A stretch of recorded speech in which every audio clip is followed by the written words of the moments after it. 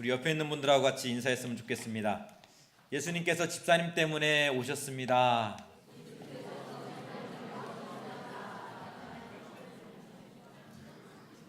한 번 더 인사해 볼까요? 하나님이 집사님을 정말 사랑하십니다.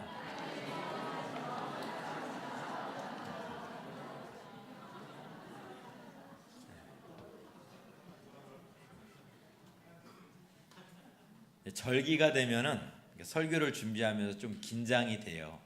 왜 긴장이 되냐면 담임 목사님 설교 본문하고 같으면 어떨까? 막 준비를 해놨는데 목사님 설교 본문 딱 나왔는데 똑같으면 어쩌겠습니까? 부목사가 바꿔야지. 그래서 긴장이 돼요. 근데 오늘은 우리에게 주시는 하나님의 은혜가 있는 것 같습니다. 분명히 본문이 달랐거든요. 근데 본문이 달랐는데 설교 내용이 똑같았어요. 한 부분이, 한 파트가. 그래서 고민을 많이 했죠. 어떻게 해야 되나? 설교 내용을 바꾸자니 너무 큰 공사가 될 것 같고, 그냥 가자니 왠지 죄송하고. 그런데 한편으로는 하나님께서 우리 교회에게 또 오늘 우리에게 주시고자 하시는 말씀이구나, 그런 생각이 또 들었습니다. 우리가 붙잡아야 될 말씀이기에 분명히 본문도 다르고 배경도 다른데 그 말씀을 우리에게 주시는 게 아닐까, 그런 생각을 하게 되었습니다. 이 시간을 통해서 정말 하나님께서 우리에게 큰 은혜 주실 줄 믿습니다. 최근에 본 영화 중에 기억에 남는 영화 두 편이 있습니다. 하나는 안시성 전투의 이야기를 다룬 안시성이고, 하나는 산자도 아닌 죽은 자도 아닌 어떤 상상 속 그런 존재죠. 어떤 좀비의 어떤 모습을 그린 창궐이라는 영화입니다. 하나는 역사적 사실을 바탕으로 둔 영화이고, 다른 하나는 어떤 허구의 이야기입니다. 그런데 이 두 영화에 공통점이 하나가 있어요. 영화를 보다 보니까 왕이 있음에도 불구하고 그 왕이 백성들을 불쌍히 여기지도 않고 그 왕이 백성들을 살리려고도 하지 않았다는 거예요. 오히려 한 성의, 작은 성의 성주가 그들을 살리려고 그들을 불쌍히 여겼고, 왕자에서 세자에서 쫓겨난 어떤 왕자죠, 그 사람이 와서 그 백성들을 위해서 대신 싸우더란 이야기입니다. 목숨을 내어놓고 북을 치며 적을 유인해야 되는 그런 상황에서 이렇게 이야기합니다. 아무도 우리를 불쌍히 여기지 않았습니다. 아무도 우리를 살리려 애쓰지도 않았습니다. 아무도 우리 이야기를 귀담아 듣지 않았습니다. 허나 대군께서는 그리하셨죠. 그것이 임금이 아닙니까? 소신 이제 임금을 만났으니 죽어도 여한이 없습니다.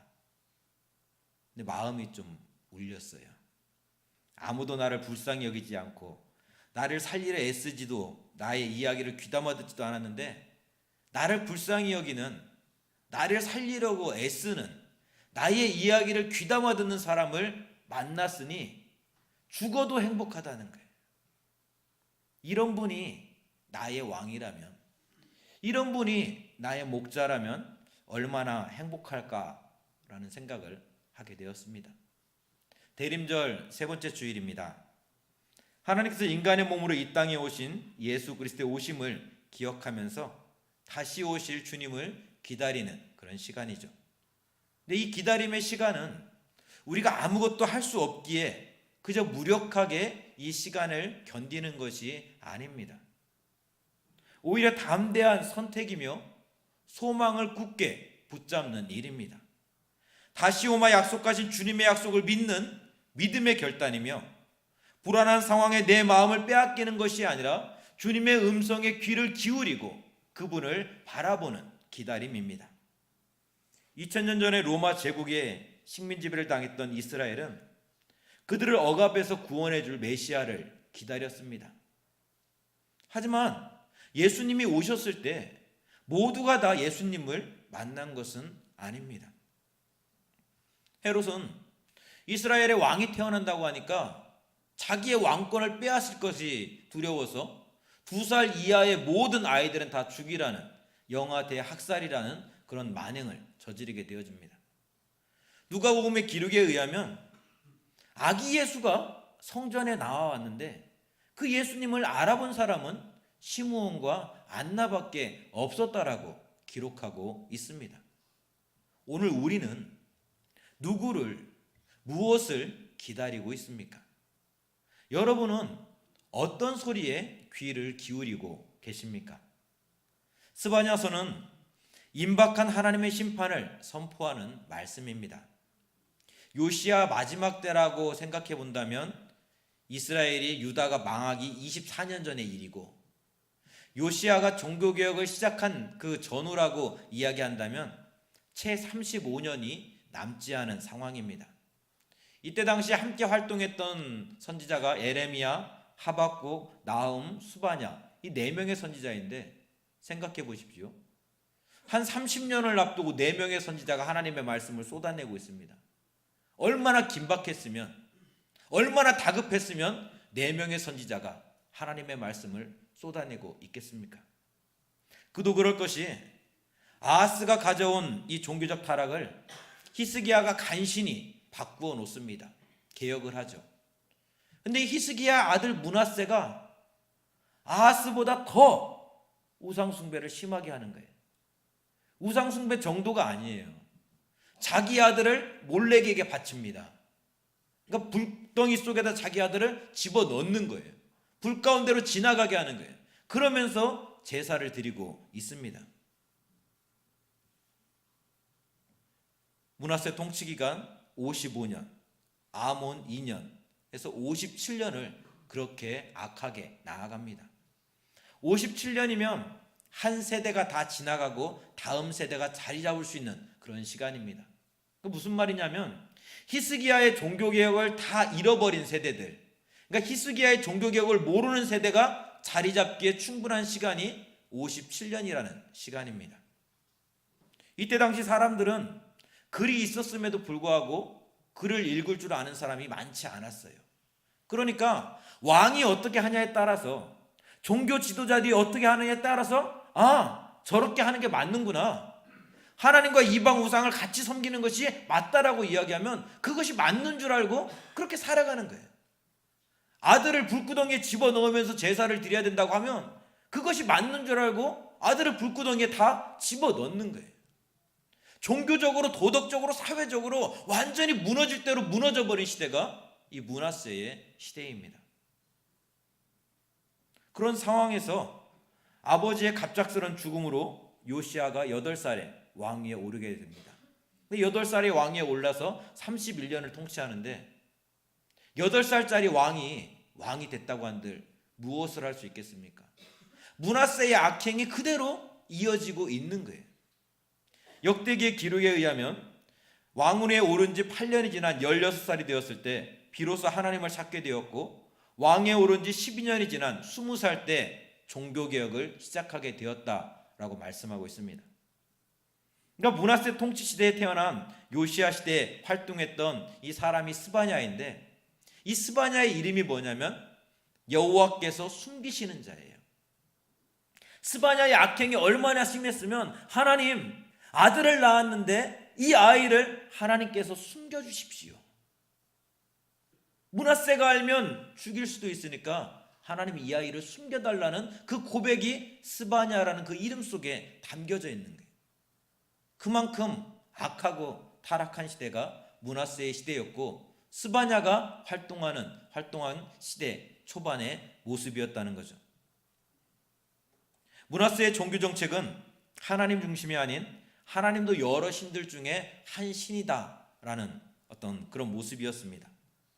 그럼 므낫세가 55년을 통치하고 있습니다. 말씀대로 따지다 본다면 분명히 므낫세는 악인이기에 심판을 받아야 돼요. 멸망하는 게 맞죠. 그리고 의인이 하나님을 경외하는 자가 잘 되는 것이 맞습니다. 근데 왕에 올라서 55년을 통치하는 거예요. 악한 왕인데, 세상에 악해도 그렇게 악한 왕이 없는데 너무나 잘 되는 거예요. 승승장구하는 거예요. 이 모습을 보고 있는 일반 백성들의 생각이 어떨까요? 므낫세는 악하다고 므낫세의 정책은 잘못됐다라고 이야기하는 그 선지자의 말을 귀담아 들을까요? 오히려 미쳤다고, 너나 잘 믿으라고 이야기하지 않겠습니까? 우리 전도할 때 그렇잖아요. 좀 뭔가 잘 되고 성공하고 자식들도 좀 잘 나가고 그러면 전도할 때 아이고 예수 믿으면 이렇게 복 받습니다. 근데 뭔가 잘 안 풀려요. 잘 안 돼요. 근데 안 믿는 사람들은 더 잘 되고 있어요. 그 사람들에 가서 전도할 때 좀 마음이 좀 힘들지 않나요? 그들이 이야기하지 않나요? 나는 잘 먹고 잘 살고 있으니까 당신 모습 보니까 당신 예수 잘 믿고 잘 먹고 잘 사세요. 그런 이야기 하지 않나요? 믿음으로 사는 것이 그래서 어려운 일입니다. 세상 사람들은 11조 하는 교인들을 보고 어리석다라고 이야기합니다. 그렇죠. 교회가 돈만 밝힌다고 손가락질을 하죠. 맞습니다. 교회가 그동안 하나님의 헌금을 잘못 사용했기에 그들이 그렇게 손가락질을 하고 있습니다. 목사가 욕심이 많아서 세상 사람들에게 덕이 되지 못했기에 그들이 그렇게 손가락질하는 것 맞습니다. 그럼에도 불구하고 세상 사람들이 어리석다라고 이야기함에도 불구하고 하나님께 11조를 올려드린 이유가 무엇입니까? 내게 있는 재산도 물질도 건강도 기쁨도 슬픔도 하나님께서 다 허락하셨다라는 것을 고백하기 때문에 그렇습니다. 하나님께서 주셨기에 하나님께서 주신 것이기에 하나님께 올려드린다는 그 믿음의 결단이 있기 때문에 11조를 하고 있는 거죠. 세상 사람들은 가정이 소중하다라고 이야기합니다. 일주일 동안 자식 눈 뜨기 전에 출근해서 자식 눈 감으면 퇴근하는 생활을 반복하는데 주말이라도 애들하고 함께 보내야 되는 거 아니냐라고 이야기합니다. 아니 교회 가서 하루 종일 있으면 애들하고 언제 놀고 애들하고 언제 이야기하냐고 이야기합니다. 맞습니다. 가정이 정말 소중하죠. 가정이 무너지면요 교회도 무너집니다. 가정이 무너지면요 나라도 무너집니다. 가정이 바로 서야 됩니다. 그런데 이 가정을 무엇으로 바로 세울 거냐는 거예요. 돈으로 바로 세우겠습니까? 힘으로 바로 세우겠습니까? 여기 있는 분들은 하나님의 말씀으로 세워야 된다는 고백이 있기 때문에 이 자리에 있는 거예요. 아이들하고 놀고 싶죠. 여행 가고 싶죠. 아이들과 더 많은 시간을 보내고 싶죠. 그러나 이 가정을 세우는 근본은 하나님의 말씀이어야 되기에 아이들 일어나기 싫은 애들 깨워서 교회로 나오는 거 아닌가요? 예배 자리 나오는 거 아닌가요? 이 모습이 스바냐가 살던 시대이고 오늘 우리가 살고 있는 세상의 모습입니다. 그럼 이런 세상 속에서 정말 흔들리지 않고 하나님의 사람으로 살기 위해서는 어떻게 해야 될까요? 어떻게 하면 이 세상의 소리 가운데 요란한 시끄러운 소리 가운데 흔들리지 않고 하나님의 사람으로 살 수 있을까요? 하나님의 언약을 기억해야 합니다. 언약의 증표인 십자가를 바라볼 수 있어야 합니다. 하나님께서 아담과 맺은 언약은 이 믿음의 조상들과 맺은 언약은 조건부 언약이 아니에요. 이 조건부 언약이라는 것은 내가 열심히 하면, 내가 충성하면, 내가 잘하면 내가 보상해 줄게, 내가 이거 줄게, 그게 조건부 언약이잖아요. 근데 그 조건부 언약이 아니에요. 약속 언약이에요. 약속 언약이라는 것은 내가 뭘 해서가 아니라 내가 잘해서, 내가 충성해서, 내가 열심히 해서가 아니라 너는 내 아들이기 때문에 내가 너를 지었기에 내가 너를 도와줄 거야. 내가 너를 붙잡아 줄 거야. 내가 너와 함께 할 거야. 하나님의 약속의 선언이고 선포라는 거예요. 우리가 해야 할 일이 있다면 그 약속을 기억하면서 하나님께 기도하는 거예요. 그 약속을 잊지 않고 하나님이 내 아버지라는 것을, 하나님이 나의 인도자라는 것을 잊지 않는 거예요. 아버지, 나 도와주신다고 말씀하셨잖아요. 나 붙잡아 주신다고 말씀하셨잖아요. 하나님 도와주세요. 그럼 하나님은 그러죠. 아, 맞아. 그러고 우리를 도와주신다는 거예요. 붙잡아 주신다는 거예요. 그게 약속 언약이에요. 그래서 하나님의 언약은 은혜입니다. 내가 뭔가를 해서 하나님이 주시는 것이 아니라 나의 모습과는 상관없이 우리에게 부어주시는 하나님의 은혜 말입니다. 창세기 3장에서 아담이 사단의 유혹에 넘어가서 선악과를 따먹죠. 그때 하나님이 찾아와서 하시는 말씀이 우리 아침에도 들었던 창세기 3장 15절 말씀입니다. 여자의 후손이 내 머리를 상하게 할 것이요 너는 그의 발꿈치를 상하게 할 것이다. 여기서 여자의 후손은 예수님을 이야기하고 뱀은 사단을 이야기합니다. 그러니까 이 상황을 한마디로 표현한다면, 조금 그냥 오늘날의 모습으로 표현을 한다면 이런 거예요. 아들이 저 슈퍼마켓에서 빵을 하나 훔쳐 먹다가 들켰어요. 경찰서에 끌려간 거예요. 그러니까 막 이 슈퍼마켓 주인이 화가 났죠. 얘를 막 유치장에 쳐 넣어라. 그동안에 막 훔쳐갔던 것들, 그동안에 막 누가 도둑질했던 것들 다 합쳐갖고 한꺼번에 다 물어내라. 근데 그 이야기를 아버지가 듣고 이 경찰서에 쫓아갔습니다. 그래서 이야기하죠. 제가 다 책임질게요. 제발 우리 아들 용서해 주세요. 100만 원이 됐든 1000만 원이 됐든 1억이 됐든 제가 다 책임질게요. 이 아이 아직 어린아이입니다. 빨간 줄 가면 안 됩니다. 제발 용서해 주세요. 지금 그렇게 이야기하는 상황이에요. 왜 책임진다는 거죠? 잘못은 아들이 저질렀는데. 이유는 한 가지예요. 내 아들이기 때문에 그렇습니다. 아무 이유 없어요. 내 아들이기 때문에, 내가 낳은 내 자식이기 때문에 내가 책임진다는 거예요. 그게 하나님이 하시는 말씀이에요. 내가 다 책임질게. 하늘아버지도 그렇습니다. 하늘아버지도 이 약속을 지키시기 위해서 그 아들 예수님을 인간의 몸으로 이 땅에 보내셨습니다. 우리 죄를 대신해서 십자가를 지게 하셨습니다. 그렇게 십자가에서 우리 죄를 대신해 죽으심으로 사단의 권세를 무너뜨리셨습니다. 죄로 인해 영원히 죽게 될 저와 여러분을 살리시고 자신의 십자가에서 피 흘려 돌아가셨습니다. 더 이상 죄의 종이 아니라, 사단의 종이 아니라 하나님의 자녀의 권세를 가지고 살 수 있게 해주셨습니다. 우리의 죄에 대해서 하나님께서 책임지시고 하나님의 자녀인 우리에게는 자유함을 선포해 주셨습니다.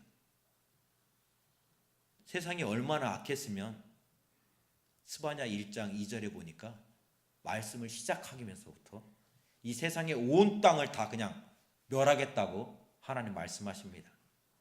다 진멸하겠다고, 다 멸절하겠다고 하나님 말씀하십니다. 그러니까 노아의 시대에 사람의 죄악이 세상에 가득한 그 모습을 보시고, 사람의 생각이 처음부터 악한 것을 보시고 내가 온 땅을 다 쓸어버리라, 그 상황과 지금 똑같은 상황이 이 스바냐의 상황이에요. 그런데요, 우리는 알고 있습니다. 홍수로 온 세상을 심판하실 때 하나님은 노아와 그의 가족들을, 짐승들을, 새들을 살려주셨습니다. 그렇게 하나님께 순종하고 하나님의 사람으로 살기를 기뻐하는 자들을 하나님은 살려주시며 하나님의 나라를 이어가셨습니다. 오늘 말씀이 우리에게 복음인 이유가 바로 여기에 있습니다. 하나님의 날에 하나님의 땅 위에서 모든 것을 진멸하시겠다고 주님은 말씀하시는데, 이 말씀처럼 50년이 지나지 않아서 유다는 완전히 멸망합니다. 하나님의 심판이 임하게 된 거죠. 그런데 그날에, 하나님의 심판의 날에 여호와의 이름을 의지하는 자들을 보호할 것이라 말씀하십니다. 그들이 먹고 누울지라도 그들을 두렵게 할 자가 없을 거라고 주님은 말씀하십니다. 그 이유가 무엇입니까? 하나님께서 하나님을 붙잡는 자들의 형벌을 다 제하셨기 때문입니다. 하나님께서 하나님을 붙잡는 자들의 원수를 쫓아내셨기 때문입니다. 하나님께서 하나님을 붙잡는 자들 가운데 함께 하시기 때문입니다. 우리 교우들이 좋아하는 찬송 중에, 복음성가 중에 왜 나만 겪는 고난이냐고 원망하지 마세요 라는 찬송이 있어요. 그 찬송을 부를 때는 이렇게 마음이 다 먹먹해지고 은혜를 받는 것 같습니다. 정말 그 가사처럼 하나님 앞에서 참 열심히 살아왔다고 생각했는데, 정말 하나님 앞에서 정말 충성되이 살아왔다고 생각했는데 왜 나에게 이런 시련이 다가올까? 왜 이런 아픔이, 이런 질병의 고통이 찾아올까 생각하면 정말 눈물밖에는 나지 않습니다. 왜 하나님 나에게 이런 고통 허락하셨습니까? 라고 기도할 수밖에 없는 거죠. 근데 여러분, 우리가 그걸 알아야 됩니다. 광야 40년은 순종의 사람도 불순종의 사람도 함께 지나간 시간이었다는 것을 우리는 알아야 됩니다. 순종의 사람 여호수아 갈렙이 똑 떨어져서 어디 따로 살다가 짠 하고 나타난 것이 아니라, 순종을 했던 여호수아 갈렙도 똑같이 광야 40년을 지나갔다는 거예요. 그 고난의 시간을, 그 아픔의 시간을 지나갔다는 거예요. 분명 므낫세의 악행으로 인한 하나님의 심판이라면 므낫세와 그를 따르는 자들을 심판하는 것이 맞습니다. 그것이 정의인 것 같고 그것이 하나님을 믿는 자들을 위한 하나님의 보상인 것 같습니다. 하지만 그날의 시간은 믿음의 사람이건 믿지 않는 사람이건 똑같이 지나가야 되는 시간이라고 하나님은 우리에게 말씀하십니다. 오늘 우리가 이 땅을 살아가고 있는 것처럼 말입니다. 이 땅 속에서 세상 사람들의 손가락질함에도 불구하고 지금 이 자리에 나와 하나님을 예배하고 하나님의 사람으로 살기를 결단하고 있는 것처럼 말입니다. 그러나 이 길을 걸어갈 때 우리는 이 땅의 소리에 귀 기울이지 말고 광야 저편에서 들려오는, 어둠 저편에서 들려오는 하나님의 소리를, 하나님의 음성을 들을 수 있어야 됩니다. 고난 때문에, 때로는 원치 않는 질병 때문에 하루하루 눈물 가운데 살고 있지만 하나님의 소망이기에, 예수가 능력이기에 오늘 또 이 자리에 나와서 하나님을 예배하고 있는 사랑하는 성도 여러분, 여러분을 향해 말씀하시는 하나님의 음성을 들어보십시오. 교회 밖에 있는 저 사람들을 향해서 하시는 말씀이 아니라, 힘들지만, 어렵지만, 왜 나에게 이런 고통이 찾아왔냐고 원망하지만, 그럼에도 불구하고 예수가 생명이기에, 예수가 능력이기에, 예수님 붙잡아야 되기에 이 자리에 나와서 예배하고 있는 오늘 여러분을 향해서 주시는 하나님의 음성을 들어보십시오. 고통 속에서도 하나님을 바라보며 하나님을 예배하는 너 누구야? 너 상원아, 내가 너와 함께 할 거야. 그 옛날 아브라함에게 전능의 하나님으로 나타나서 그의 마음의 소원을 이루었던 것처럼 나는 너를 구원할 전능의 하나님이야. 너가 힘이 있어서가 아니야. 너가 능력이 있어서가 아니야. 온 우주 만물을 창조하고 다스리는 내가 너를 구원할 거야. 하나님을 붙잡고 나아가는 너를 천하 만민 중에서 칭찬과 명성을 얻게 할 거야. 주님이 오늘 우리에게 주시는 말씀이에요. 주님의 음성이에요. 주님의 성탄은 나를 위한 성탄이요, 주님의 십자가는 나를 위한 십자가입니다. 엠마오로 가는 두 제자처럼 슬픔이 우리 눈을 가려 주님을 보지 못하는 분이 계십니까? 물에 빠진 베드로처럼 두려움이 우리의 귀를 막아 하나님의 음성을 듣지 못하고 있는 분이 계십니까? 그렇다면 이 시간 주님의 십자가를 바라볼 수 있기를 원합니다. 아무도 우리를 불쌍히 여기지 않았을 때, 아무도 우리를 살리려 하지 않았을 때, 우리 주님은 내가 너를 지키겠다 말씀하신 그 약속을 지키시기 위해서 인간의 몸으로 이 땅에 오셨습니다. 하늘 보자 다 버리고 너무나 연약하고 부족한 인간의 몸으로 이 땅에 오셨습니다. 이 땅에 오셔서 십자가에서 자기 몸을 다 찢으시고 피 흘려 물 흘려 죽으심으로 말미암아서 저와 여러분을 살려주셨습니다. 그분이 나의 왕이요, 그분이 나의 목자이시기에 그 주님과 함께라면 지금 이 시간을, 고난도 아픔도 능히 이겨낼 줄 믿습니다. 우리 이 시간에 이 주님의 놀라운 사랑을 우리 함께 우리 찬양으로 고백했으면 좋겠습니다. 하나님의 이 사랑을 어떻게 우리가 다 표현할 수 있겠습니까? 그러나 이 시간 찬양하면서 하나님, 내가 주님을 사랑합니다. 다 표현도 못하고 어떻게 다 고백할 수 없지만 정말 내가 원망하면서 늘 기도 가운데 있지만 그래도 내 마음속 깊은 곳에서 주님을 사랑하노라 이 고백이 이 마음 가운데 있습니다. 주님, 이 찬양을 받아주시고 우리 기도를 들어주옵소서. 우리가 찬양하면서 우리 함께 기도의 자리로 나아가겠습니다. 우리 찬양합니다. 나 표현 못해도 나 표현하리라. 나 고백 못해도 나 고백하리라. 나 알 수 없어도 나 알아가리라. 나 닮지 못해도 나 닮아. 나 표현 못해도 나 표현 못해도 나 표현하리라. 나 고백 못해도 나 고백하리라.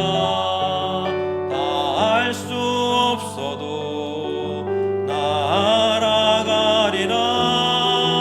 나 닮지 못해도 나 닮아가리.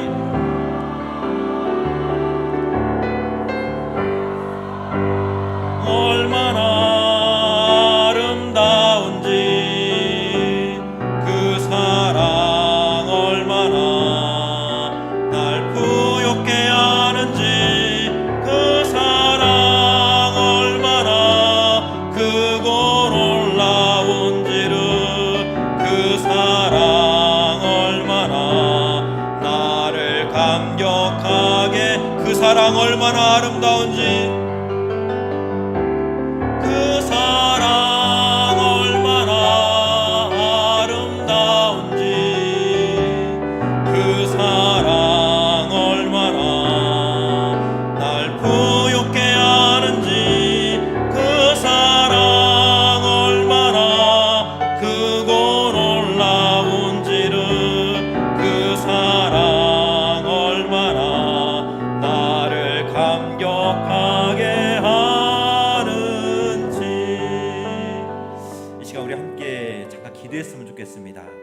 우리 함께 기도할 때 하나님, 이 성탄의 계절에 세상의 소리가 아닌 전능하신 하나님을 붙잡고 나아가는 자가 되게 달라고 우리 함께 기도하기 원합니다.